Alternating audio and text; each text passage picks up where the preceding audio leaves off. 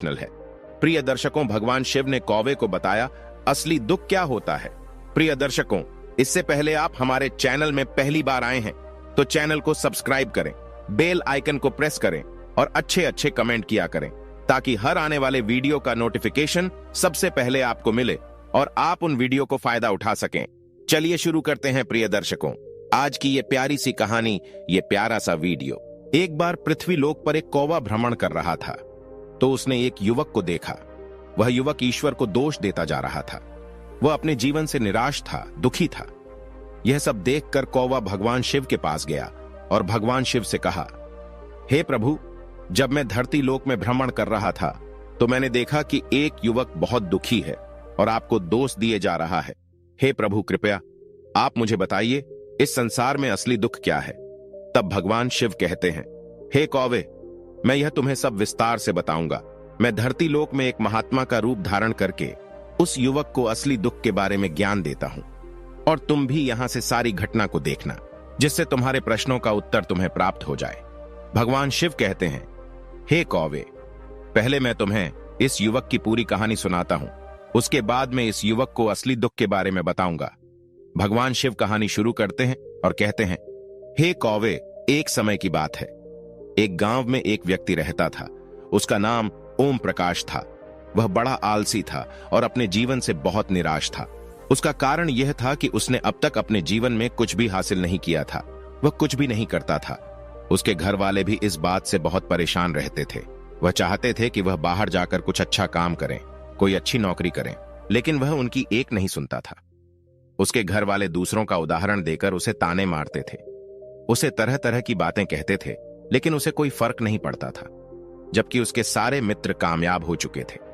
कोई अच्छा व्यापार कर रहा था तो कोई अच्छी नौकरी कर रहा था, जिस कारण जब भी वह लोग मिलते तो वे लोग अपनी बढ़ चढ़कर बड़ाई किया करते थे।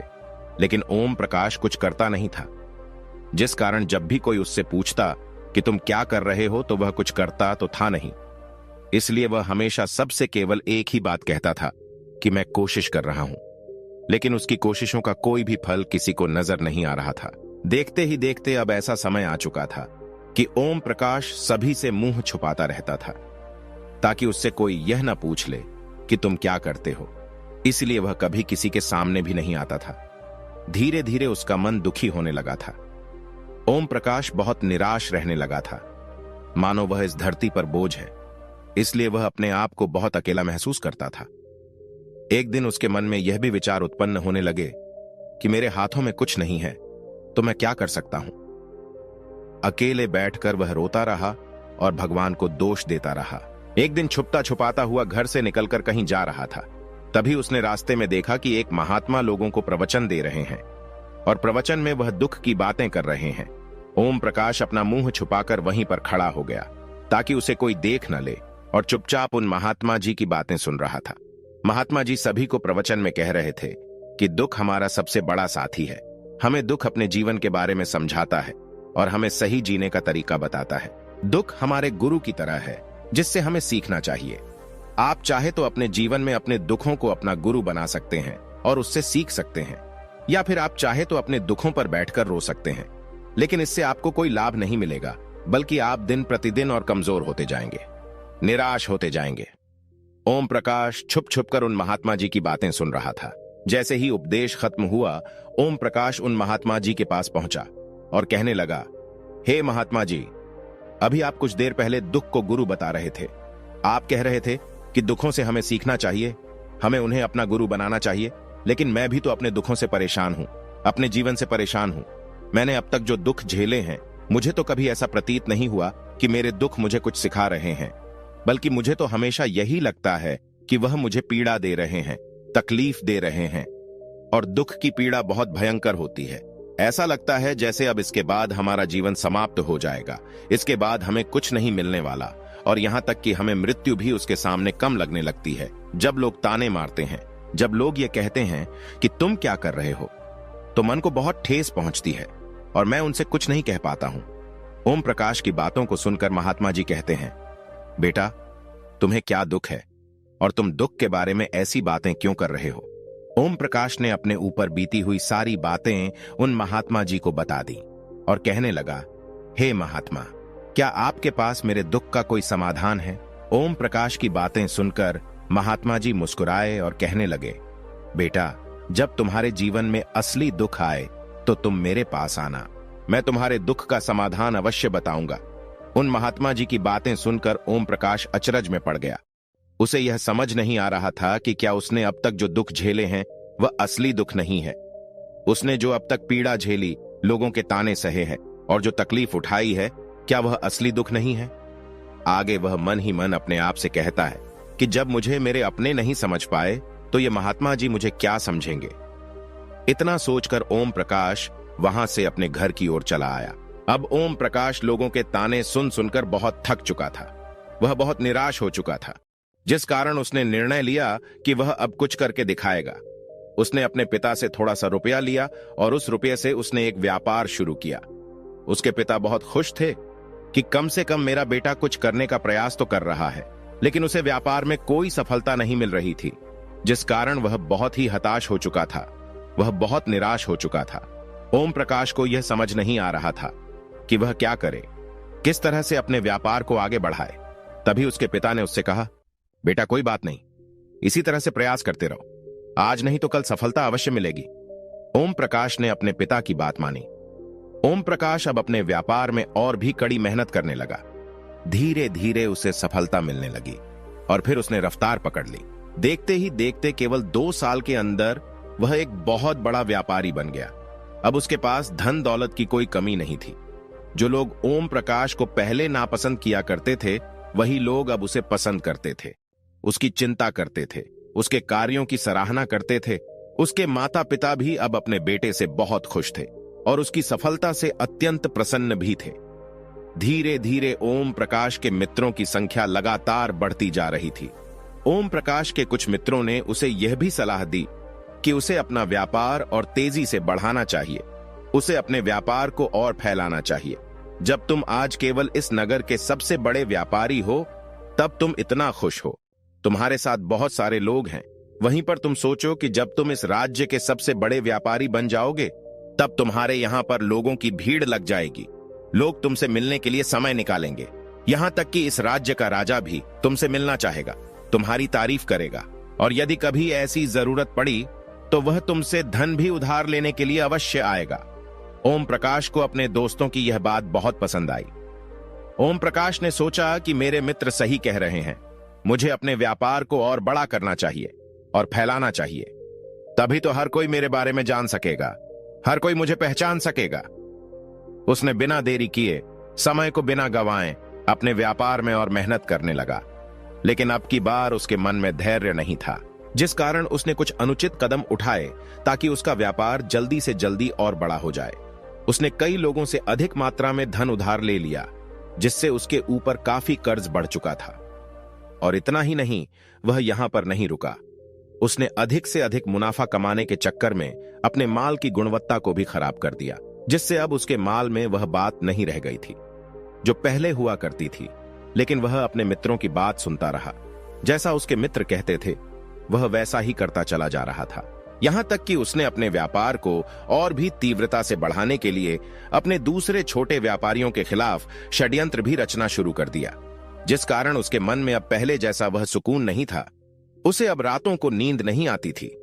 अब उसके मन में केवल एक ही विचार रहता, किस तरह से उसका व्यापार पूरे राज्य में फैल जाए और वह इस राज्य का सबसे बड़ा व्यापारी बन जाए।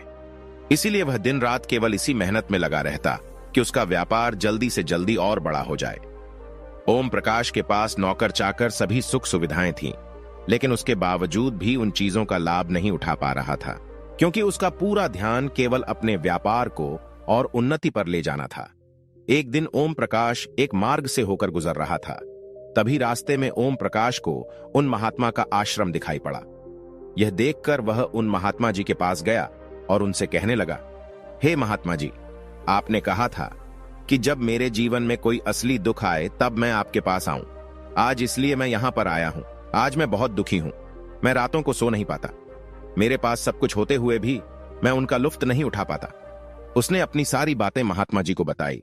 महात्मा जी ओम प्रकाश से कहते हैं, बेटा, जब तुम पहली बार आए थे तब भी तुम बहुत दुखी थे, लेकिन तब तुमने अपने दुख से क्या सीखा?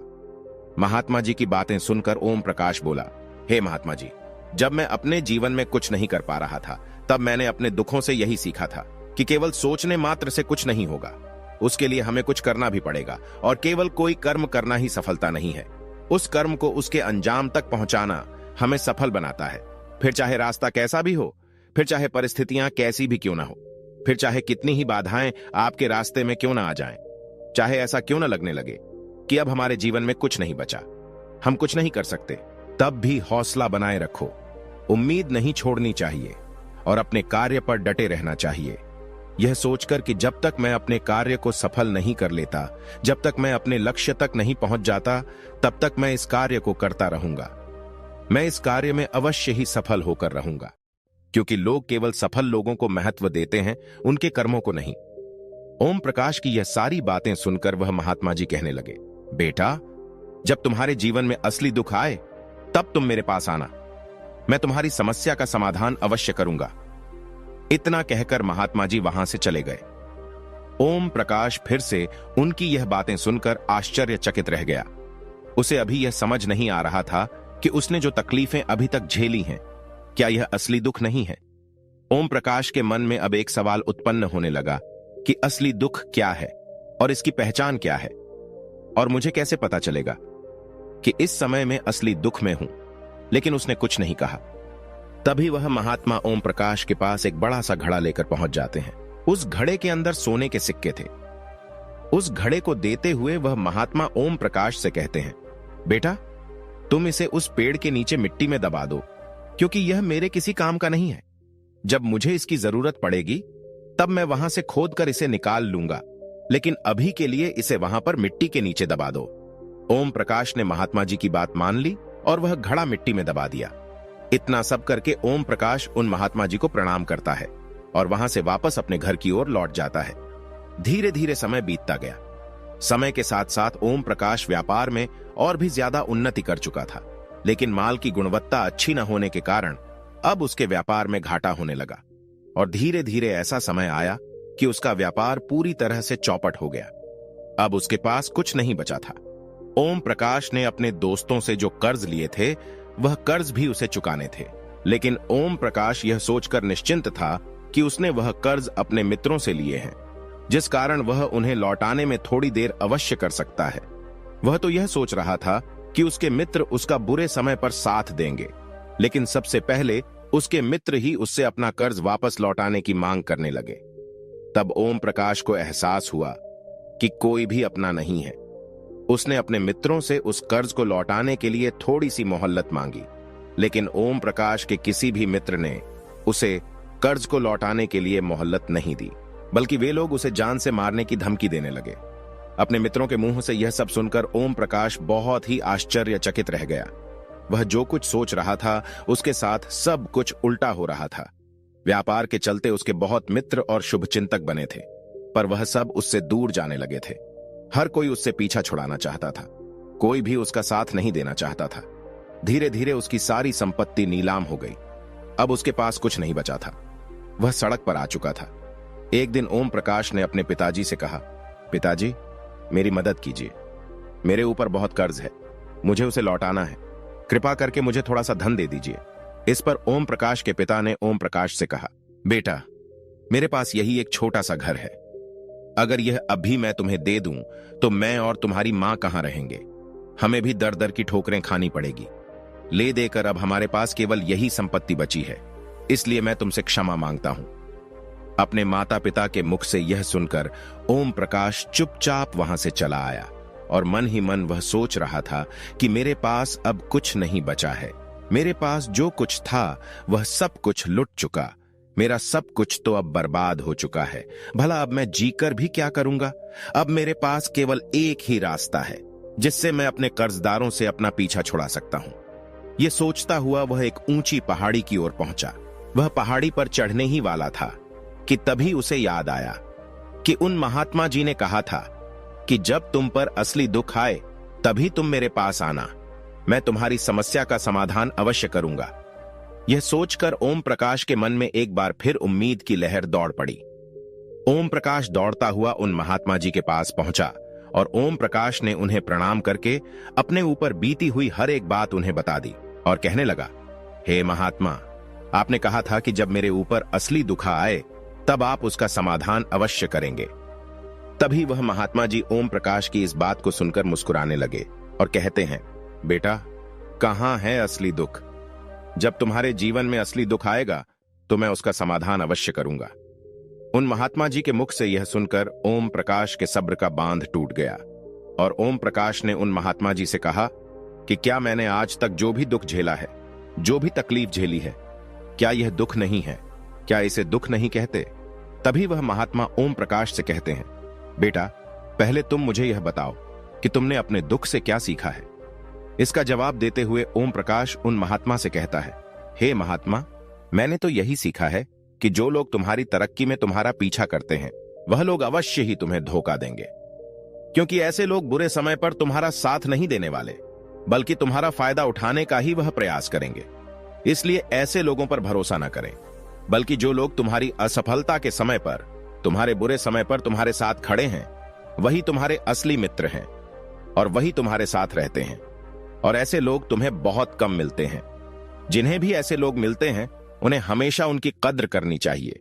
जब तुम कोई कार्य कर रहे हो तो उसे पूरी ईमानदारी से करो, धैर्य रखो, लालच न करो, क्योंकि ऐसा करने से तुम्हारे साथ ही बुरा होगा और तुम हमेशा नुकसान में रहोगे।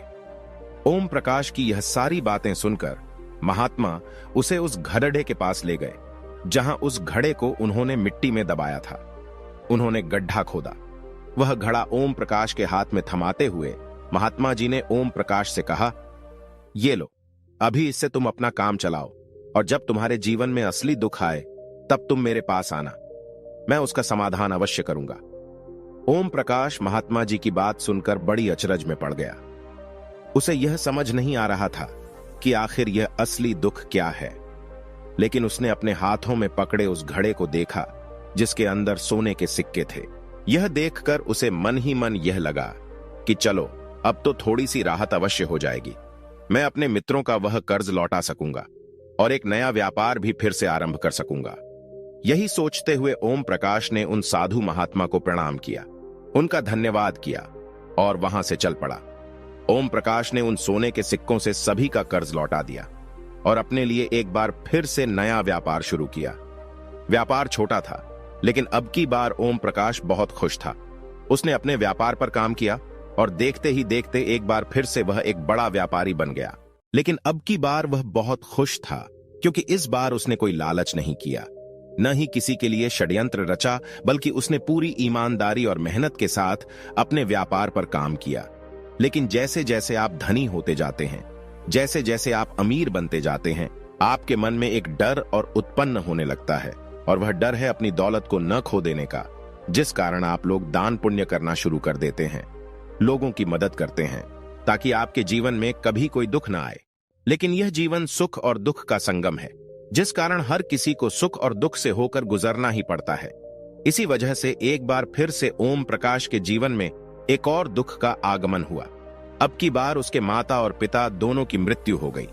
ओम प्रकाश अपने माता पिता से बहुत प्रेम करता था, इसलिए उसके मन को बहुत गहरा आघात पहुंचा। जब आखिरी बार वह उन्हें देख रहा था तो उसके मन में हजारों सवाल उत्पन्न होने लगे। उसने सोचा कि जिस संपत्ति के लिए वह हमेशा लड़ते झगड़ते रहते थे, आज उसकी देखभाल के लिए कोई नहीं था। उसके माता पिता ने जो भी मेहनत की, जो भी अपने जीवन में इकट्ठा किया, सब यही रह गया। लेकिन अब सब कुछ खत्म हो चुका था। ओम प्रकाश का मन अब बहुत बेचैन हो रहा था। उसके मन में हजारों सवाल उत्पन्न हो रहे थे और वह अपने आप को बहुत अकेला महसूस कर रहा था। उसे बहुत खाली समय महसूस हो रहा था। उसने इधर उधर देखा, लेकिन उसे कुछ समझ नहीं आया। तभी उसे उन महात्मा जी की याद आई। वह तुरंत ही भागा भागा उन महात्मा के पास पहुंचा। उसे देखते ही उन महात्मा ने ओम प्रकाश से पूछा, क्या बात है बेटा, कोई फिर से दुख आ पड़ा है क्या? तभी ओम प्रकाश ने कहा, नहीं गुरुदेव, अब तो सब ठीक है, लेकिन आज मेरे माता पिता की मृत्यु हो गई और मैं बहुत अकेला महसूस कर रहा हूं। मैं बहुत दुखी महसूस कर रहा हूं। महात्मा जी ओम प्रकाश से कहते हैं, बेटा, इसमें दुखी होने वाली क्या बात है? यह तो जीवन है। यहां पर कोई भी रहने नहीं आया और न ही कोई रहेगा। हम सब एक न एक दिन मृत्यु को प्राप्त हो ही जाएंगे और मृत्यु कब आएगी यह किसी को नहीं पता। हो सकता है कि तुम्हारी मृत्यु कल ही हो जाए। मैं तो अभी जवान हूं और मुझे तो अभी अपनी पूरी उम्र जीना है। मैं तो कुछ करना चाहता हूं और आप कह रहे हैं कि मैं कभी भी मृत्यु को प्राप्त हो सकता हूं। मृत्यु कभी किसी की उम्र देखकर नहीं आती और न ही किसी को बताकर आती है। सारी बातें सुनकर ओम प्रकाश और भी ज्यादा बेचैन हो गया और वह चुपचाप वहां से चला आया। उसके मन का वह खालीपन अब भी वैसे ही था। ओम प्रकाश अपने आप को बहुत अकेला महसूस कर रहा था। उसके बाद से उसका मन अपने व्यापार में भी नहीं लग रहा था। जब भी वह कोई कार्य करने लगता तो उसके मन में बहुत सारे प्रश्न उठने लगते कि वह क्या कर रहा है, क्यों कर रहा है और उसने इस कार्य को क्यों किया। उसके मन में अब एक और प्रश्न उत्पन्न होने लगा था कि क्या हम यहां पर केवल इसीलिए आते हैं कि इस जीवन को भोगें और एक दिन मृत्यु को प्राप्त हो जाए।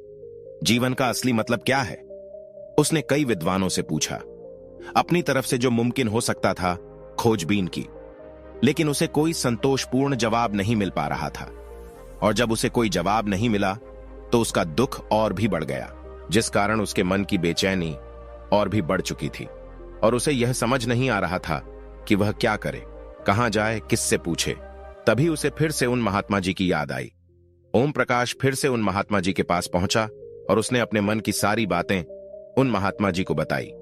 महात्मा जी ओम प्रकाश से कहते हैं, बेटा, आज पहली बार तुम्हारे जीवन में असली दुख उत्पन्न हुआ है, जिसे हम दुख कह सकते हैं, जो दुख कहलाने लायक है कि हमें पता ही नहीं कि हम क्या कर रहे हैं, कहां जा रहे हैं, क्यों जा रहे हैं, वह कौन है, क्या है, क्यों है, हम क्या करना चाहते हैं। तभी ओम प्रकाश उन महात्मा से कहता है, हे महात्मा जी, आप मेरे इस दुख का निवारण कीजिए। महात्मा जी ओम प्रकाश से कहते हैं, हम सब के अंदर क्रोध, लालच, लोभ जैसी कई वासनाएं हमारे अंदर घर करके बैठ जाती हैं, जिस कारण हम अपने जीवन को टुकड़ों में जीते हैं और हमारी चेतना कभी एक नहीं हो पाती। हम कभी एक जगह सोच नहीं पाते, समझ नहीं पाते और हमारी ऊर्जा शक्ति भी पूरी तरह छिन्न भिन्न हो जाती है। और आजकल के इस दौर में हमारे पास तो इतना भी समय नहीं है कि हम एक पल निकाल करके एक पल के लिए मुड़कर अपने आप को देख सकें, अपने आप को समझ सकें कि वास्तविकता में हर कोई यहां पर अपने जीवन भर केवल दुख दुख कहकर चिल्लाता रहता है। उसका समाधान निकालने का हर मुमकिन प्रयास करता है, लेकिन जिसे हम दुख समझते हैं वह तो दुख है ही नहीं, तो इसका समाधान आपको कहां से मिलेगा। यह तो परिस्थितियां हैं जिसके कारण हम अपने आप को दुखी समझते हैं, अपने आप को तकलीफ में समझते हैं। जैसे ही हम एक परिस्थिति से निकलते हैं, हम किसी दूसरी परिस्थिति में फंस कर रह जाते हैं। जिस प्रकार हम पहली समस्या का सामना करते हैं, उसी प्रकार हम दूसरी समस्या का भी सामना करते रह जाते हैं। और जब हम इन परिस्थितियों से हार मान लेते हैं, जब हमें लगता है कि अब हमारे सामने कोई रास्ता नहीं बचा, तब हमारे सामने हमें केवल एक ही रास्ता नजर आता है और वह है मृत्यु। लेकिन यह कोई समाधान नहीं है, यह कोई रास्ता नहीं है। इसलिए यदि आप सचमुच अपनी समस्याओं का समाधान चाहते हैं तो अपने आप को इकट्ठा करना सीखें, अपनी ऊर्जा को इकट्ठा कीजिए और अपने ऊपर ध्यान लगाकर मृत्यु से पहले अपने आप को पहचानो, अपने आप को जानो, अपने आप को बिखरने मत दो। तभी ओम प्रकाश उन महात्मा जी से कहता है, हे गुरुदेव, क्या फिर हमें इस जीवन को नहीं जीना चाहिए? क्या हमें अपनी इच्छाओं को पूरा नहीं करना चाहिए? महात्मा जी ओम प्रकाश से कहते हैं, बेटा, हमें किसी से भी लगाव नहीं रखना चाहिए, हमें अपनी इच्छाओं को मार देना चाहिए। हमें ज्यादा संपत्ति इकट्ठा नहीं करनी चाहिए, क्योंकि हम मनुष्य की इच्छाएं, कामनाएं ऐसी होती हैं जैसे मानो कि एक पर्वत से गिरता हुआ झरना जिस पर किसी का नियंत्रण नहीं है, सिवाय देखते रहने के और परेशान होने के। लेकिन जब तुम अपने ऊपर ध्यान देने लगते हो, तब तुम अपने आप को पहचान जाते हो, समझ जाते हो, तब तुम इस पर नियंत्रण पा सकते हो। तब इच्छाएं भी तुम्हारे बस में होती हैं और यदि तुम चाहो तो उन इच्छाओं की पूर्ति अवश्य कर सकते हो। महात्मा जी की यह सभी बातें सुनकर ओम प्रकाश ने महात्मा जी से कहा, हे गुरुदेव, आपका बहुत बहुत धन्यवाद। आपने मेरी सबसे बड़ी समस्या का समाधान आज कर दिया है। मैं आज से अपने आप को एकाग्रचित करूंगा। गुरुदेव, मानव शरीर में बहुत ऊर्जा है, बहुत शक्ति है, पर वह बेकार के कामों में लग जाती है, जिस कारण हमारा जीवन भी बेकार की चीजों में लगा रहता है। लेकिन हम कभी भी इस पर अपना ध्यान नहीं देते, हम कभी भी अपनी ऊर्जा को केंद्रित नहीं करते। हमारा जीवन भी कुछ ऐसा ही है। हम अपने जीवन में हमेशा ऊपर वाले से सवाल करते रहते हैं कि हमारे जीवन में इतना दुख क्यों है। हम सभी के मन जीवन में इतना दुख क्यों है। हम सभी के मन में यह सवाल तो अवश्य ही उठता है, और इसका जवाब है कि वह ईश्वर यह चाहता है कि हम अपने जीवन के अंतिम दुख तक पहुंच सके, उस गहराई तक पहुंच सके जहां पर हमें यह पता चल सके कि हमने अभी तक अपने आप को नहीं जाना, अपने आप को नहीं पहचाना। मानव शरीर के अंदर जो ऊर्जा है, जो शक्ति है, उसके बारे में हम अभी तक नहीं जानते। हम अपने आप को चाहे तो एकत्रित कर सकते हैं, अपने आप पर नियंत्रण पा सकते हैं, लेकिन हम अपनी इस ऊर्जा को व्यर्थ की चीजों में लगा देते हैं, जिस कारण हम अपने आप को कभी नहीं पहचान पाते और न ही कभी अपने आप पर नियंत्रण पा सकते हैं। लेकिन यदि आप अपने आप को जानना चाहते हैं, अपने आप को पहचानना चाहते हैं, तो पहले आपको खुद को एकत्रित करना होगा, अर्थात ध्यान लगाना होगा। ध्यान से ही आप अपनी उन समस्याओं का समाधान निकाल सकते हैं। तभी आप अपने आप को पहचान सकते हैं, जान सकते हैं और अपने जीवन के हर दुखों का समाधान भी कर सकते हैं। प्रिय दर्शकों, हमारी आज की कहानी, आज का वीडियो यहां समाप्त होता है। हम उम्मीद करते हैं कि आपको यह कहानी पसंद आई होगी और आप इससे ढेर सारी प्रेरणा लेंगे। मिलते हैं अगली ज्ञान चर्चा के साथ अगली वीडियो में। तब तक के लिए नमस्कार, धन्यवाद, कार धन्यवाद, कार धन्यवाद, कार धन्यवाद।